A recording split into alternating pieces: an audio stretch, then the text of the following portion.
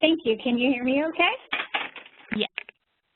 That's great. Well, thank you very much for inviting me. This is one of the exciting parts of my job, that I get to talk about how do we actually make change. And I know all of you are looking at the list of changes that need to be made, and a lot of this impacts how, on a day-to-day basis, nurses work. Let me give you a little bit of background on me. I actually still work as a labor and delivery nurse, and so I really understand on a day-to-day basis when I'm working, which is usually once on the weekends, what it's like to have to implement changes. I think every day that I go into work, there's something new. There's a note in the lounge. There's something written and some evidence there, and now I have to change what I do. And I think that has, over the years, I've been a nurse for over 30 years, over the years I've noticed that happens more often now. I think we could sit and watch our practice stay the same for very many years, and not a lot changed, but it seems that things with research, things are changing on a daily and weekly basis. So this is the new way we operate as medical professionals. And I think that it really is an expectation that there will be change and that we should be on the cutting edge, and we're looking at the evidence to ensure that we are providing the highest quality care. So today we're going to talk a little bit about how to change the culture in our labor and deliveries and on our postpartum floors to accommodate the baby-friendly requirements. And we really are working in a culture that was based on a lot of history and a lot of tradition. So how do we change that? How do we change that in our minds, and how do we change that in the minds of the families that we serve? So I love this quote: "No one likes to change except a baby with a wet diaper," which is almost all 100% sure true of our population. Some of us like change a little more than others, but a lot of us get fatigued of the changes that need to happen on a day-to-day basis in our healthcare profession. And so we really need to focus in on why are these changes important. So when we look at our traditional model of maternity care, we think about babies in the nursery, mothers resting in their room, and when the baby needs to be fed, no matter their choice of feeding, the babies and the moms come together. And we've gotten used to this, and we've got some really good reasons why this was put in place. And as births started to move from homes and into hospital settings, there began to be this separation of moms and babies. And a lot of it had to do with our preconceived ideas about infection, and we cared for babies with masks and gloves on. We looked at babies through large windows during visiting hours, and that's where we came from. And so now we're asked to keep the moms and babies together as long as it's safe, and the families are coming in and out. And for a lot of us, this doesn't always feel 100% comfortable. So this is where we're coming from. So why do we actually need to change that? For some of us, we might think, that worked pretty good. Moms got rest, babies were looked after, the physicians were happy, all the babies were there lined up for them to come in and do their rounds in the morning. Why do we need to change? Well, we're actually changing from a very task-oriented practice to a patient or family-centered practice. And there's a lot of research out about why that's important and how it relates to improved outcomes. We also are having the mom and baby together, but it's not just a nice thing to do. There's actually a lot of research out about the biological connection that is really important, and when that togetherness doesn't happen, how there's some effects in that biological connection. So we know when moms and babies are placed close together, and even as close as skin-to-skin proximity, that there's some amazing things happen. There's a thermoregulation, there's glucose stability. As ongoing skin-to-skin happens, there's studies out there that talk about a decreased pain for infants. There's a better sleep pattern, and there's actually less crying. Who doesn't want that? So when the babies are put skin to skin, what else happens? Well, when we're really trying to improve our breastfeeding rates, then we know that that elicits that first breastfeeding to happen. And those early breastfeeding occurrences are very important for duration. And when we look at the research that's been happening for over a decade, we see that the longer moms breastfeed, the better health outcomes for moms and babies.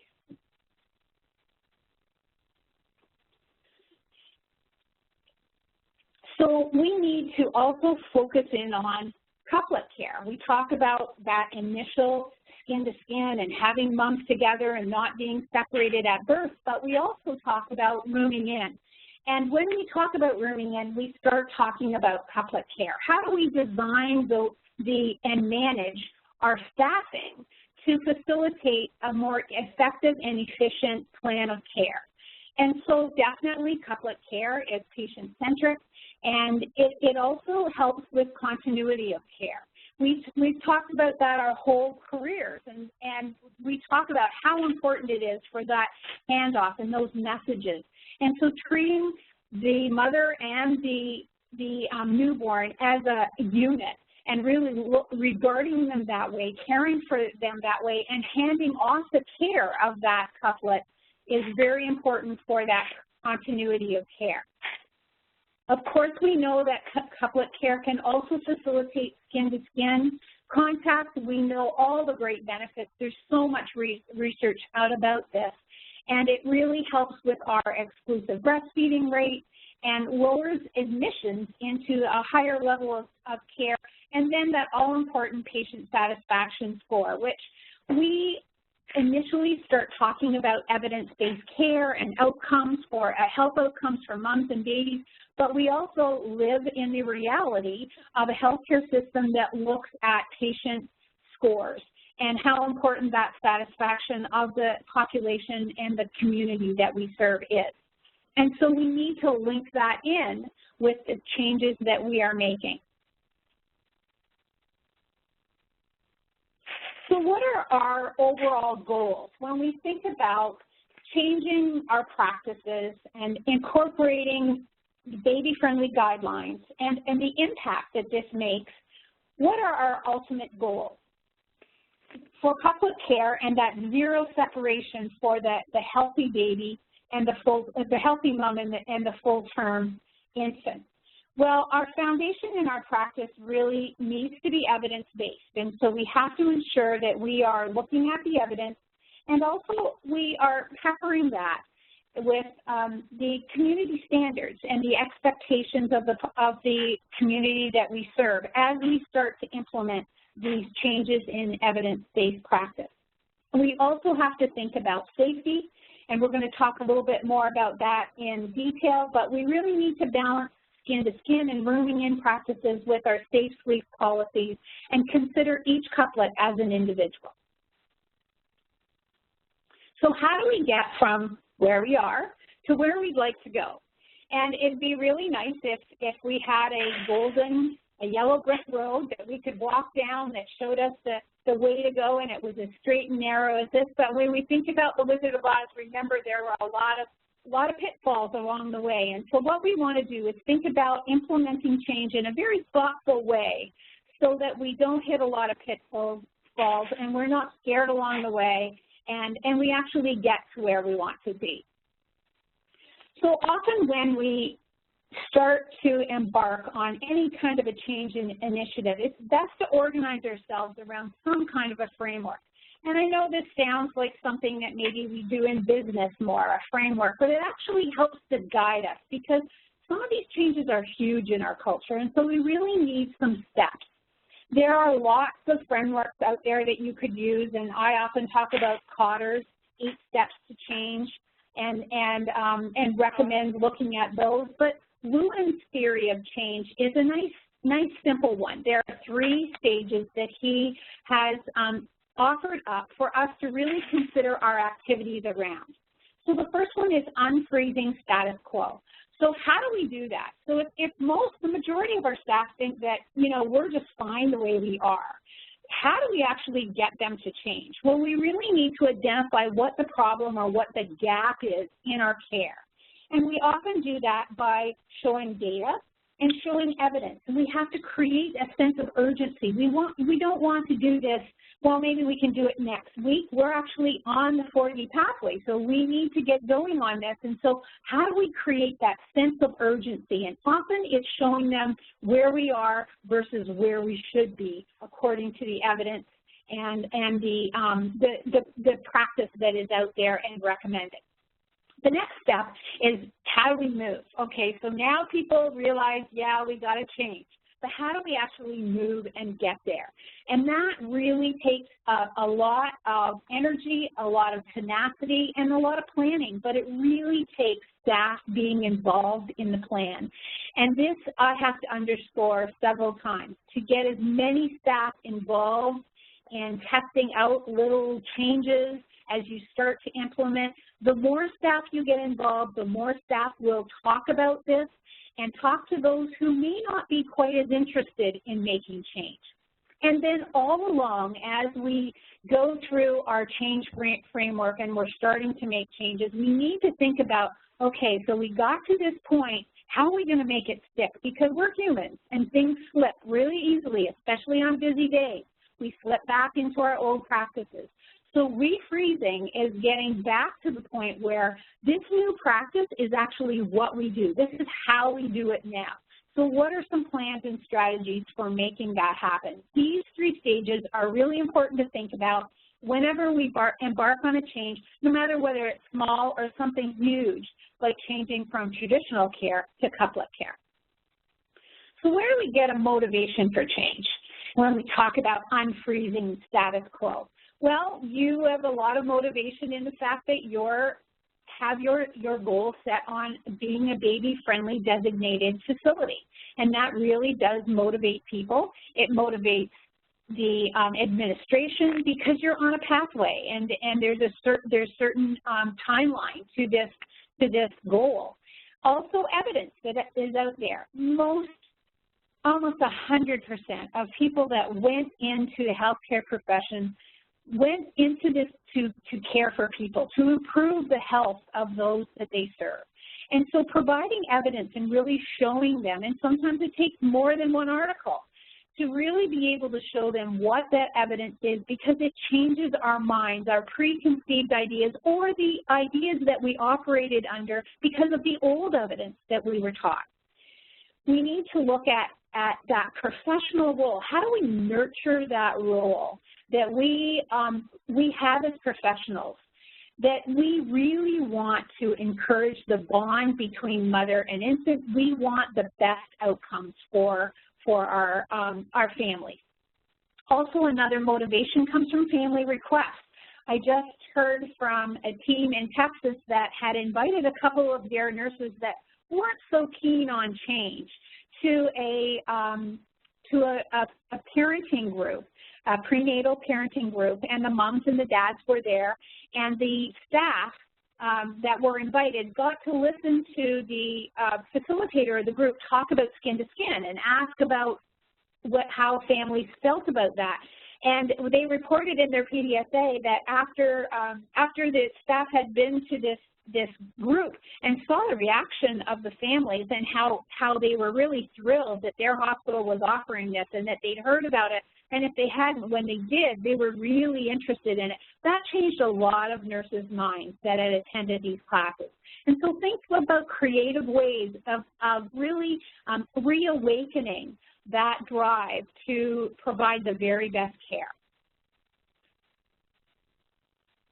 When we talk about adopting change, we often look at the adoption curve, and I think this curve is always really reassuring to all of us who are embarking on change.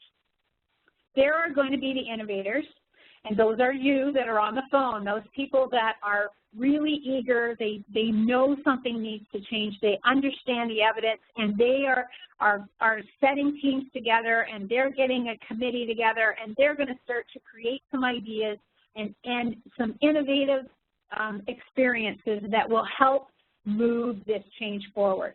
Then you get these early, and that's only 2.5%. So that's a very small. And then you have other folks that jump on, and they see very quickly that change needs to happen. They want to provide this care, and they help the innovators. But as you move over this curve, you can see how the bulk of your staff is really waiting to see if this change is actually something that is going to go away. They're looking to see if this is for real. And when you're on the baby-friendly pathway, it's definitely for real, but that doesn't mean that there aren't people that are standing back saying, are we really seriously going to have to make all these changes? How is this actually going to work? So when you think about the adoption curve, you want to get those early adopters, those champions that really want to help make change, those people that are influential with the early majority, that they can start to make some changes and talk about how great it was or how easy it was, or some of the tricks of the trade of putting a baby skin to skin or doing a bath at the bedside, and really get those early adopters to start to create that sense that this is possible.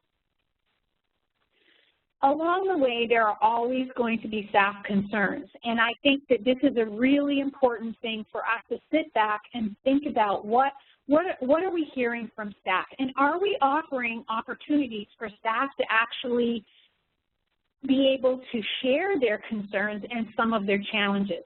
In order to get engagement and buy-in, it's very important that you provide opportunities for staff to be able to talk about their misgivings, some of the challenges they see right out of the gate, and some of the honest concerns they have about what is this going to be like? What is this change? And it's very hard to change a practice. As I mentioned, I'm a labor and delivery nurse, and labor and delivery nurses are very task-orientated. When you disrupt my rhythm, then that doesn't make me feel as comfortable. I'm not having as good a day when I have to do something that isn't quite in my routine. And so when we start to think about the routines of a labor and delivery nurse or a postpartum nurse or a nursery nurse, they all approach the care of a mother and a baby from a different perspective. They all want the same outcome, but they're looking at it from a different perspective. So being able to share those perspectives so that you can work together is really important. Often staff will talk about how busy it's going to be and this is just more work. They talk about losing their identity when you start talking about closing a nursery, and you have had a nursery nurse who loves being a nursery nurse and is really good at it, whether she's been doing it for 5 years or 35 years. That's their identity, and they're a little bit nervous about reaching out beyond what they have done. And so it's very important to sit down and think about how can we do this together, what's our goal, and how can we do this safely? So what do we need to start to move? Remember, we're talking about those stages of unfreezing, and now we're starting to move forward. Well, we definitely need strong leadership that really believe in the change.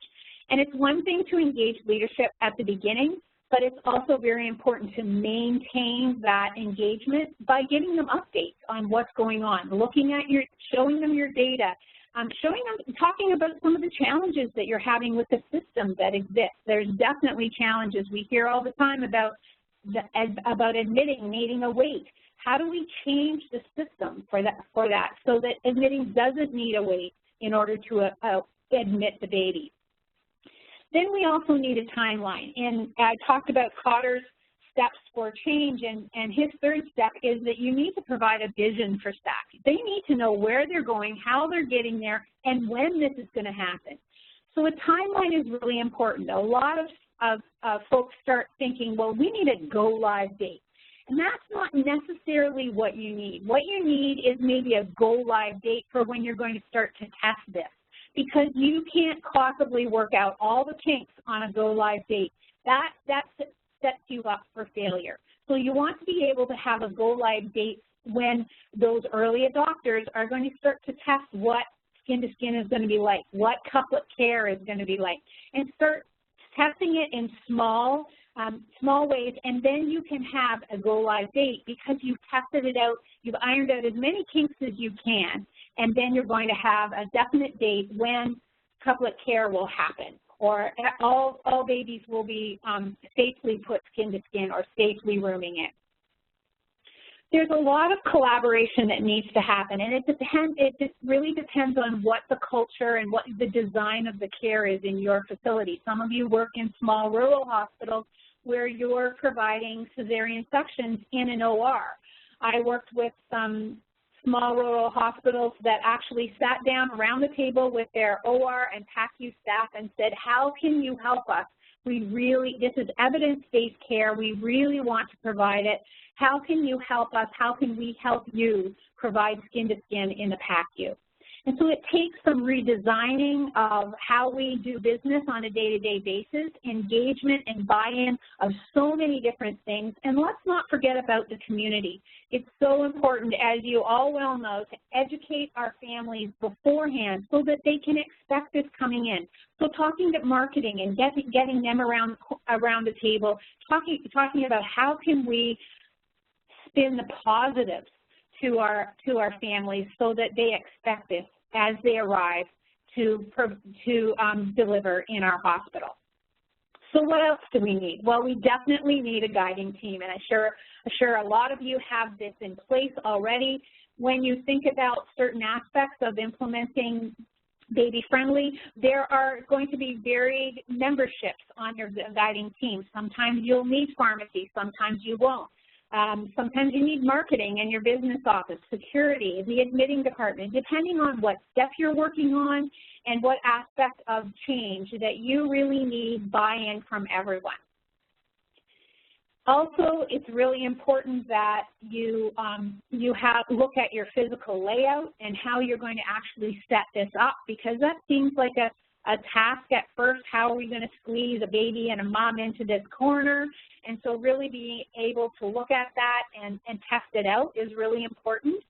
And trial runs, as I mentioned, just do a trial run. It won't be perfect, it won't be beautiful, but you'll learn so much from it if you test it in a safe way.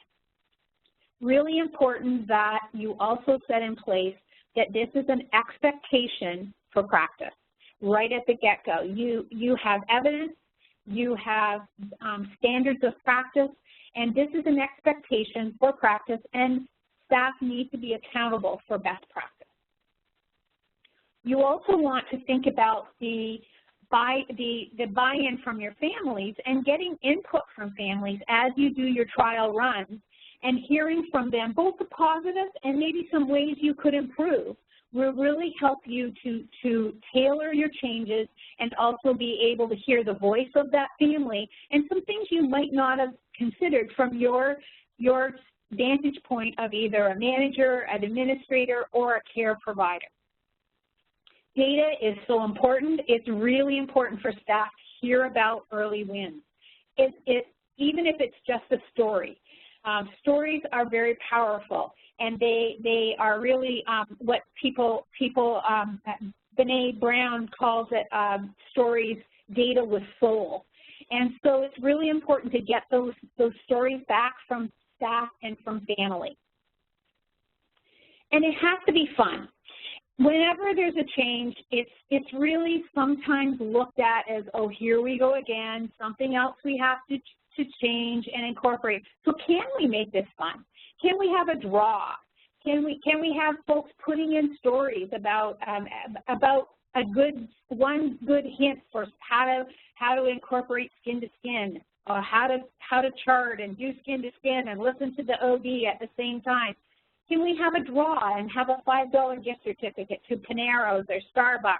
Something very, very simple, but it makes it fun. I think it's really important to having some healthy competition from one shift to another. Remember, we don't want to pit days and nights together, so you might have on March 21st a 12-hour shift and March 22nd on 12-hour shift on days. And how many babies that were healthy and moms that were healthy went skin to skin? Collect the numbers at the end of the 12-hour shift and have a little competition. You could also have a most valuable change agent of the week. Who's the champion that did something really amazing that really helps with the change that we're trying to put in place? So remember, with all the work that you're doing, try to make it fun. So it's really important that we have a fun workplace. We often talk about staffing guidelines when we talk about these changes, because this really does put a real consideration into making sure that we're providing safe care and engaging staff in these changes. A1 has staffing guidelines for all these listed areas of practice, and they really, there were new guidelines that came out in 2010, and they follow into every area of perinatal nursing and any area that manages women, and also talk about those high alert medications. What do you do when you have moms on high alert medication like oxytocin and magnesium sulfate? So I would recommend that you look at those guidelines, and if you haven't purchased those guidelines, that it's a really good idea to purchase them and have them in place. Couplet care is recommended at 3 couplets to 1, and also in labor and delivery, there is a recommendation that the number of nurses, depending on the acuity of the patient, of course, and those high alert medications, is moms in labor is 2 moms to 1 nurse. So looking at those guidelines really helps you and helps management and administration understand what your governing body, what our nursing body is recommending for the highest quality care and the safest care. Now, having said that, some of you are saying 3 to 1. There's just no way we're going to be able to do that. Economically, we don't have the staff. There's going to be so much pushback. We can't possibly have that much staff. Remember, this is something that you're working towards. And if you are finding that you are burdened with 6 to 1 or 5 to 1, then start to document well what those safety risks are, and put into your, whatever your system is for incident reports, talk about safety. That really does, the more safety notes that you can put into your system about the proportion of nurse to couplet care, the more they'll start to really listen and understand that this is a real safety issue. I thought this was really interesting. The Institute for Medicine also put out a report, and it was around safe staffing guidelines and recommendations. And of the 2, there were 4 key recommendations, and 2 I thought were really interesting for our discussion today. One was thinking about maximizing the impact of the perinatal nurse by ensuring that they are practicing at the full extent of their education and training. And so when we look at our different units and we talk about the capacity of our registered nurses to perform care, ensuring that everyone is working to the full extent of their education, and also, number 2, matching how those nurses were educated and orientated to their roles. So that means there needs to be some training in there, and we're going to talk about that in a minute, to ensure that they can perform the tasks that they are expected to perform. So I thought these were 2 very interesting things to think about. Making sure how can we ensure and support our nurses to work to their full capacity, and ensure that they have the education and the training to work to their full capacity. I think I've lost the ball here to advance. I don't know if you can change that back for me. Here, let me switch back here. Oh, there we go. I think it's coming up now. Nope, it won't let me go any farther. Oh, let me try. Okay, thanks.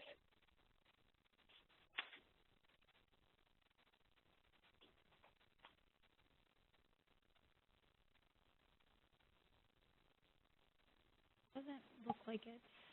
We're a little stuck here.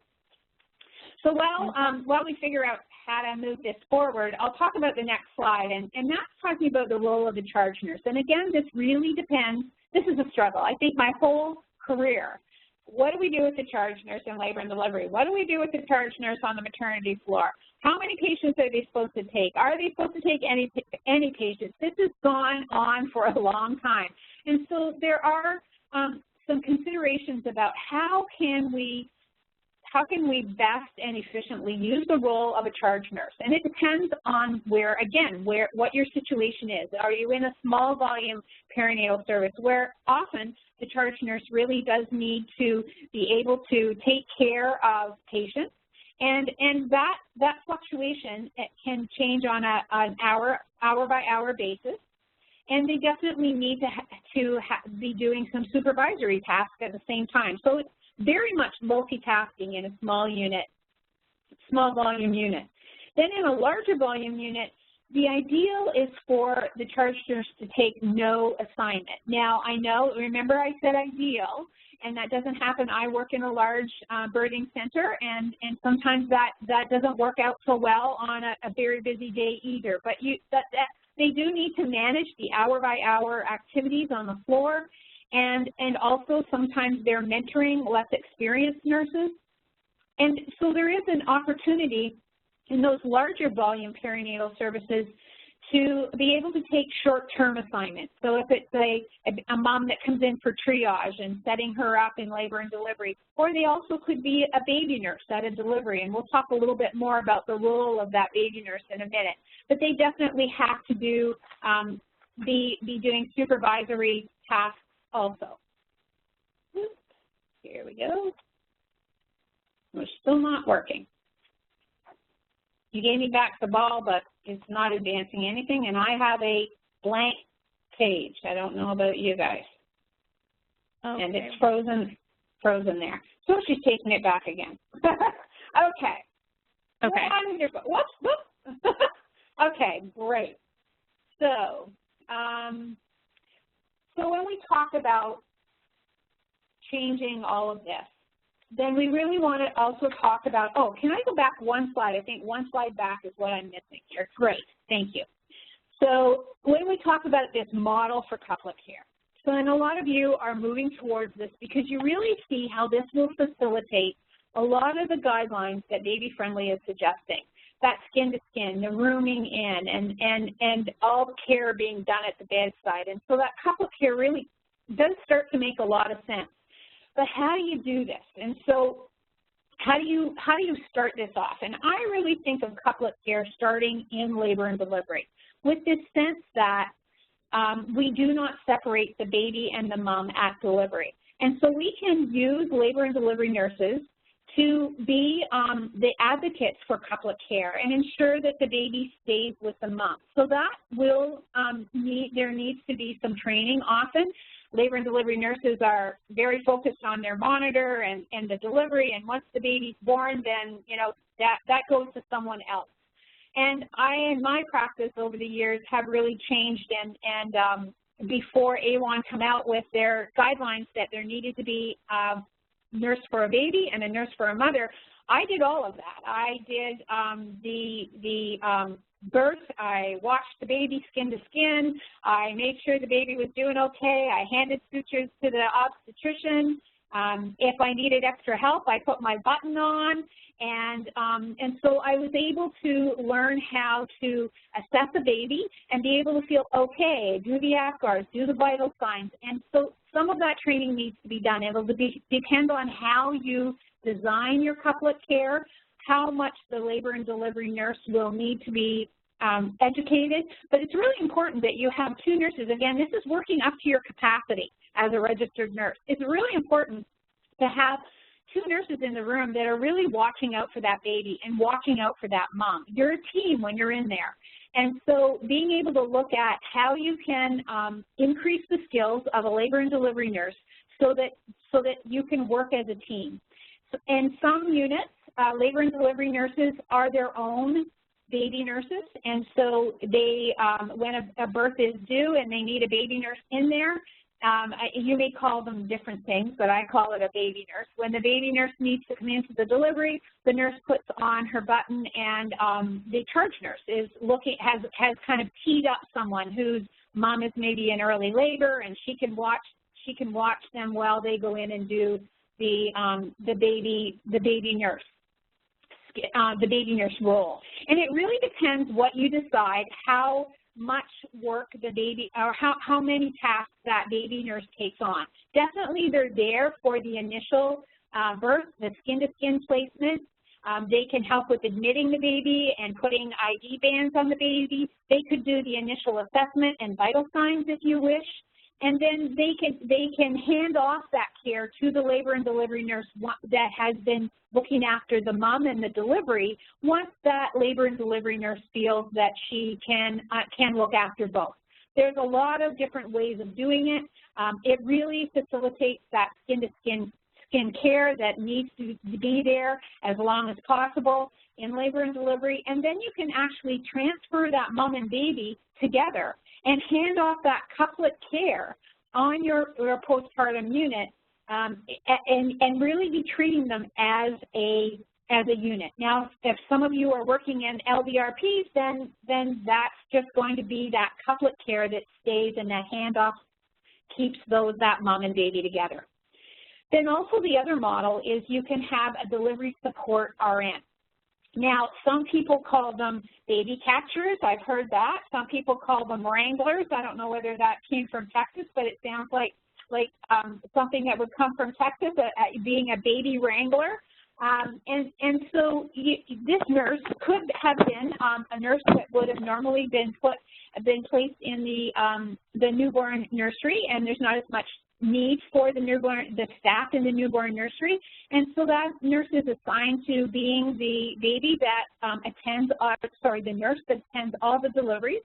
And of course, this is going to be different for a vaginal versus a cesarean section, but working it out so that you have a dedicated nurse or two, depending on your volume, that attends all deliveries, cares for the newborn, and then hands off the newborn so that mom and baby can be transferred together. Next slide.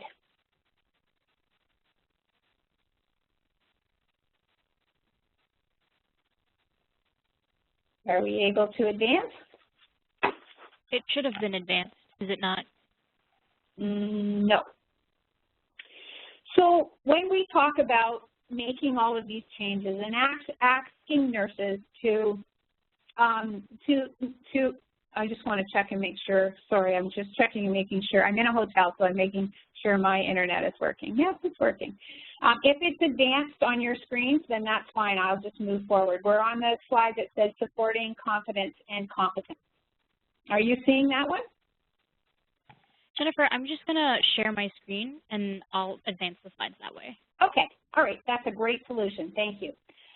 So when we talk about making all these changes, asking nurses to take on different tasks and roles, there's going to be some pushback. And that pushback comes from moving out of our comfort zone, but that also comes with our sense of confidence in some of these skills and our competence. So it's very important that we have an opportunity to shadow nurses that provide baby care. And labor, I know when I first started, I shadowed postpartum nurses, and I shadowed nursery nurses to make sure that I understood what a normal newborn was supposed to look like, and what my role was in watching and observing. So shadowing can come in really important, and also we need some transition boundaries. So we need to outline those parameters where a newborn can be left skin to skin and transferred and observed in the room, and does not need to be transferred to the nursery or the NICU. So those boundaries really make us feel more confident and safe as we do this. And what we are trying to achieve is that the newborn nursery nurse, or the baby nurse, is working directly with the RN that has been attending the mom in her labor and delivery. So they're working together. And also, if that baby gets transferred to the nursery for observation or to a NICU, if that's your situation, there's an RN, the baby RN or a nursery RN that is working directly with the NICU to ensure that transfer out of the observational nursery is done as soon as the baby can possibly do it. Next slide. So we're having some technical difficulties here still. So I have right now an algorithm up. Do you have that up, an algorithm for couplet care? It should be up. Can someone verify that? I'm not seeing it, but that maybe you could ask some of the callers. We can see it. Great, wonderful. I'll just proceed and talk about that. This is something that I wanted to share with you that was out of a research paper, actually, and it may help you. It may not, all of it may not pertain to you, but it helps me when I looked at, okay, so is the mom stable? Is the baby stable? Where should the baby go? What should we do? And this really helps to put those boundaries in and make us feel that we're providing that really safe care while we're providing this move to couplet care. You may be able to take this algorithm and change it slightly so that it fits your circumstances, but it's a nice thing for staff to be able to look at too, is that these yes, no's and following scenarios. And you'll have some resistors that might come up to you and say, well, what about the baby that does X, or what about the mom that has X? And you can say, well, let's go over to our algorithm and map that out and see what would you do. And so it really helps to consider all the different special cases that may happen, that may come up in some people's minds. They're perceived, and in other nurses, they're real, tangible issues that they really would like to know, how do I figure this out, and how do I work with a mom or a baby that has this particular situation. Next slide. So implementing skin to skin definitely takes education for nurses and providers. You've probably embarked on that already. And also that information and education for moms and families. And that can start, as you've probably already heard, at prenatally, definitely, but definitely as you're admitted into labor and delivery. I have a whole speech that I give moms when they're admitted into labor and delivery, and I talk to them about placing the baby skin to skin, if the baby's good and they're good, and talking about why that's important, how long the baby's going to be there, and that, Grandma, don't think there's going to be a wait, because I'm not going to weigh the baby right away, because that will disrupt what we're trying to do here. And so right at the beginning, we set this kind of agreement amongst us that this is how we're going to do it. And of course, there may be a mom that says she doesn't want to do that, and we definitely have to be able to, after she's been informed of the benefits and you've really talked about it, if she still doesn't want to do it, then we're going to document that, and we're going to comply by her wishes. Safe skin to skin is very important, and it may really help for you to simulate this with staff, so have a simulation of how to do skin to skin. Positioning of the baby where the baby's face is always able to be seen is really important. And also balancing your safe sleep policy with families and talking about the risks, because there are risks here, and we really need to inform our moms of this, because they're going to go home in a very short period of time, and we're educating them about the risks of this too. The next slide is something that I found also in an article that I thought was kind of fun, and I don't know if any of you have mapped this out, but as you're testing skin to skin and you're getting those early adopters to start to test it, and early adopter providers who are willing to go along with it, mapping out, well, what do I do first? What do I do next? Sometimes really just helps labor and delivery nurses and those baby nurses be organized, so that their task is delineated, they know who's doing what, and it actually seems doable. So you might want to use this as an example, and I know that the CHAMPS hospitals, they also have received consulting calls from Emily Taylor, who sets them up for how to chart the skin to skin, and that's really important, because when Baby Friendly comes, if a mom doesn't remember if the baby was placed skin to skin immediately, then they're going to go into the chart and they're going to look at it. And so I know the CHAMPS teams have lots of great support for how to do this in your various EHR formats. The next thing I want to talk about is delaying the first bath. And this is a really another systems issue that is really changes the tasks of certain nurses and where we do certain things.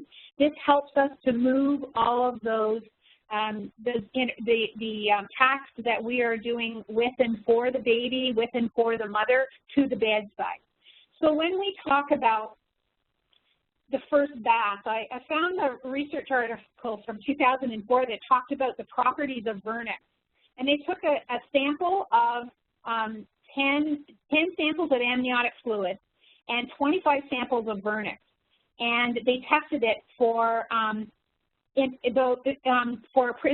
properties that inhibited the growth of common perinatal pathogens. And they found that there actually was properties in the vernix and in the amniotic fluid that prohibited the growth of, to name just two, Group B strep and E. coli. So there's a lot of great properties when we think about doing those early baths. So why do we want to change this? Well, definitely when we hurry these circumstances, we've heard that when we clean a baby, the baby doesn't smell as much of what the mother is producing that guides them to breastfeeding. It really helps to promote that early breastfeeding that we know is so important. We're always worried about stressing a baby. And so an early bath can stress a baby, can really wreak havoc with their thermodynamics and also their blood sugar stability. So thinking about how we actually do this on the next slide, there's some articles here that I thought you might be interested in, and staff might also be very interested in reading. And this is not exhaustive by any chance. There's a lot of evidence-based practice that needs to be the foundation for our change. And this is a huge change in practice, in systems, and in the culture. This affects mom's expectations, family's expectations, and also the routine that I talked about before. So here's some articles that might be very important that you share with staff. And also I thought it was important to point out that AWHONN has a neonatal skincare guide, and in that neonatal skincare guide that came out in 2000, they actually recommended, they coined it wait for 8, and that doesn't mean 8 minutes, that means 8 hours. So waiting for that bath for up to 8 hours.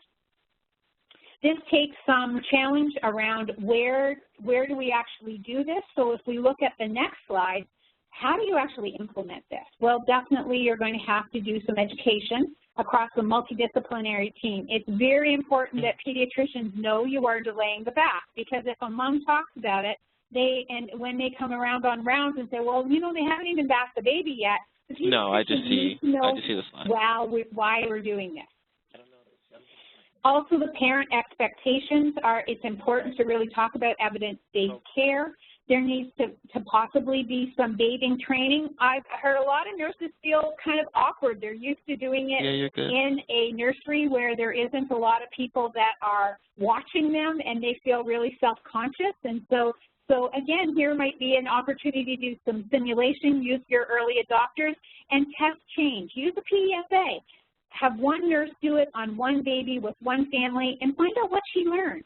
And what are her hints? So I could have had the water closer, I could have had this closer, I didn't have this. You know, I forgot the comb for the hair. You know, I need a little basket that has everything in it. There's lots of things you can learn from testing it at the bedside. Next slide. So what are the challenges with delaying that first bath? Well, definitely when we are talking about this, we're talking about a change in practice and a change in that task orientation and the workflow. A lot of times people are very unsure, well, if it doesn't get done when we usually get it done, then they're not going to do it, and then we're going to come in and a baby's 18 hours old and we see the bath hasn't been done. And so there's all sorts of conversations about that. So setting some very clear boundaries about when the baby does need to be back, whose responsibility it will be, how do we facilitate support for the time to ensure that that bath is done at the bedside. There's definitely resistance in any change, and nurses talk about that yuck factor of the baby not being, they're just not used to not having that bath done. And so they talk about that, and they talk about, you know, who's going to do this, who this is going to do this job. And also families talk about the yuck factor, and they have expectations that the baby's going to be cleaned right away. Now, what often comes up is the duck or the yuck that's in a baby's hair. And if you have a baby that has a really thick helmet of hair and there's a lot of little bits of the birth products in there, you definitely can have a quick little sponge bath on that hair and get that done, especially you can do that at the bedside and have that over, but we have to always be watching for the baby's temperature. And remember, after the baby is bathed at the bedside, put the baby back skin to skin. That is your fastest way of ensuring that that baby's temp will be stable after the bath. The next slide. There are a couple of special considerations when we talk about delaying that first bath, and those special considerations are with moms who have been diagnosed with HIV and hepatitis viruses. They need to be bathed within a certain length of time, and so that's usually within the first couple of hours as long as the baby's temperature is stable. And also we need to remember that all unbathed babies, it says unborn babies, that should say babies that haven't been bathed, I apologize for that error, should be handled with gloves. So when we talk about doing all our tasks at the bedside, the next slide shows you a tracking chart that you might be able to use, or you can give you an idea to design it differently for your unit. And those of you who are tracking it in your EHR, don't move from your EHR to a paper tracking form. But sometimes as you're testing rooming in and you're trying to figure out where the separation happens and what the reasons are so that you can address it, sometimes it's good to test a tracker such as this and see if you can get more information and get some staff to really talk about when the baby was separated, for how long, and what was the reason. And that way you can start to address some of the situations that remove a baby from being roomed in at that 24 hours of age. Next slide. We want to move to talking a little bit about scripts and how important it is for staff to be able to feel comfortable about what to say.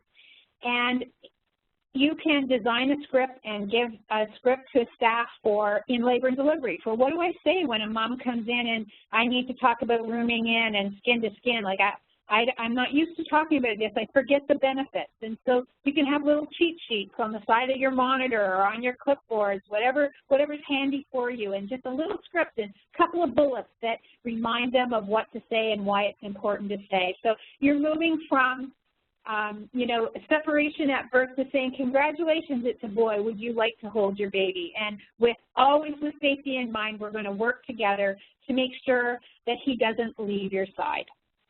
I was working, while I was doing the Best Fed Beginnings project, I'm going on a site visit to a hospital in Kansas, and as I drove into the along the freeway in the taxi, there was a great big huge bulletin board from this hospital that said, at our hospital, we don't take your babies away. Your babies stay with you, or something to that effect. And not everybody has the money for a great big bulletin board on the freeway, but you definitely could put that in your rooms as you move towards rooming in, couplet care, and the ongoing skin to skin.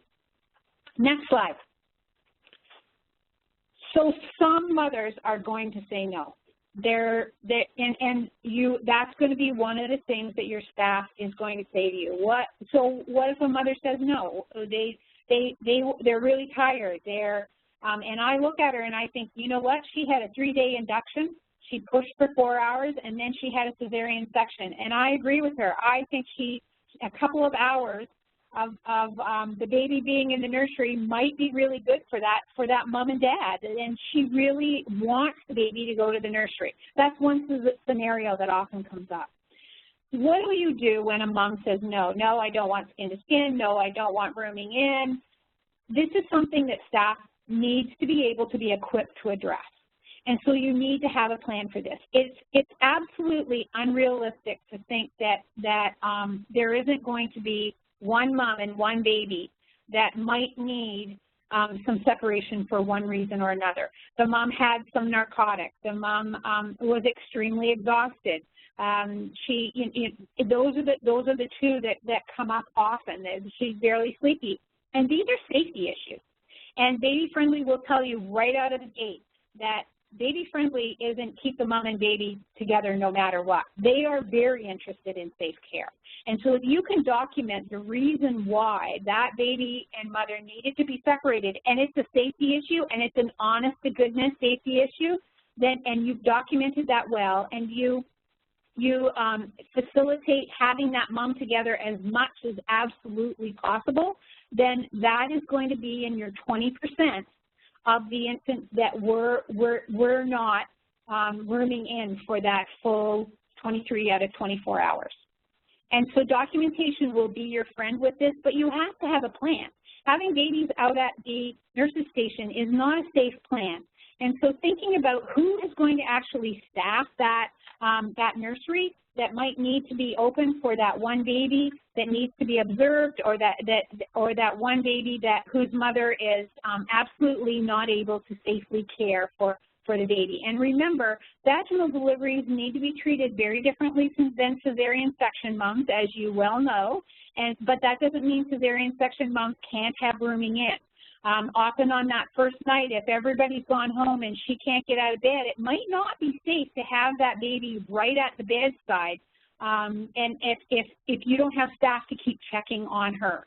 So thinking about each couplet as an individual couplet, and thinking about the guidelines and being true to those guidelines and the reason why we are ensuring that moms and babies are staying together is important.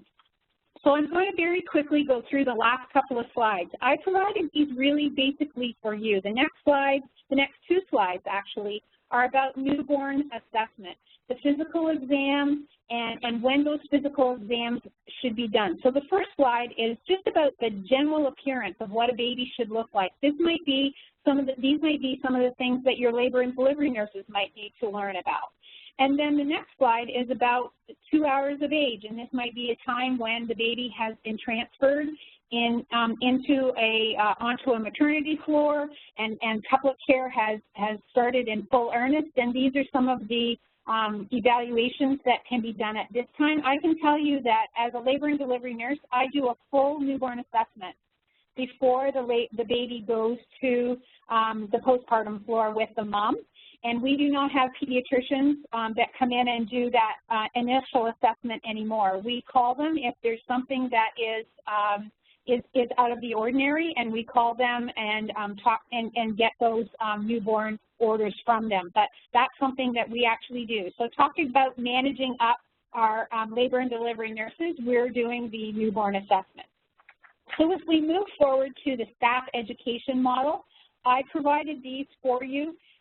If you're thinking about staff education, and I know through a lot of the initiatives with CHAMPS, you have a lot of opportunities for staff to have training, but this is just the next 3 slides give you just a curriculum for some staff education, some things to consider as you talk about cross-training staff, whether it's a staff member coming out of the nursery onto labor and delivery, or a staff member that is on labor and delivery and is starting to help oversee a baby that is in a skin-to-skin contact situation.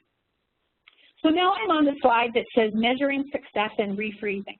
We've got to the end here now where we're talking about refreezing and how important it is to talk about making the changes stick, and that happens through expectation of practice, through policy and procedure writing, looking at your quarterly data, and I know you're looking at your data if you're in these initiatives, and keeping that going. And so measuring success, really rewarding staff for changes that they made, and small rewards go a long way. The next slide says strategies for implementing practice change, and this is just a summary. You need a guiding team and a committee. You need ongoing engagement from leadership. You need training, and that's based on research and some didactic and hands-on education. You need to remember to engage your staff in every step of the process. Make sure it's fun, and always think safety. Set those expectations and real solid accountability practice. Don't let practice slide. You need to provide opportunities to grieve the way it used to be. Some people really will grieve the way practice used to be, and they need opportunities to talk about that. And remember, small tests of change are really important. Don't go live without testing, and good luck. And the last slide says, mothers and babies form an inseparable biological and social unit, and the health and nutrition of one cannot be divorced from the health and nutrition